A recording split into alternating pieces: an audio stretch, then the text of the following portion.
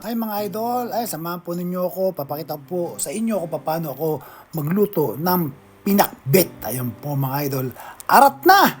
Tara po! Ayan po ang aking mga ingredients, magluluto po ako ng pinakbet. Ayan, meron po tayong bawang, sibuyas, kamatis, tapos meron tayong kalabasa, talong, ampalaya, sitaw, meron din po tayong okra at kamatis. Ayan po, meron tayong chicken, giniling, pork giniling, and then shrimp. Yes, samahan po ninyo ko sa aking pagluluto ng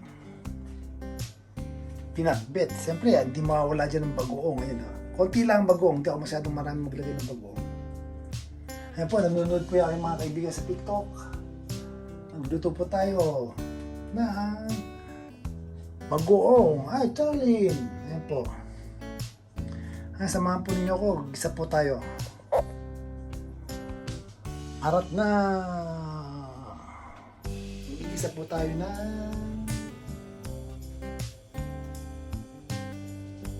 pinakbet. Arat na. Umpisa na tayo ng ating pinakbet. Ayan mga idol, umpisa na po tayo. Luluto po tayo ng pinakbet. Nico style. Ayan po ating mga ingredients. Ayan o, ayun o. Yung tinipid yung ingredients na yan dahil gusto ko kumpleto yung ricado pag nagluluto ako. Full, ayan po. Umpisa na po tayo. At gamit po ako ng olive oil.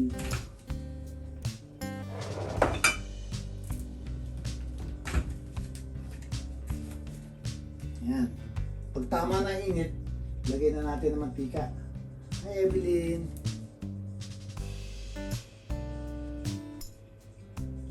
Yung olive oil, okay lang yan.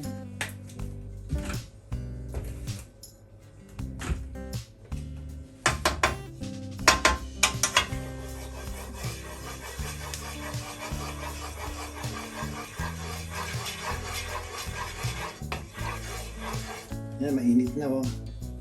Ngayon, buksan natin yung exhaust kasi para hindi mag-amoy ulam yung buong bahay, di ba? Exhaust.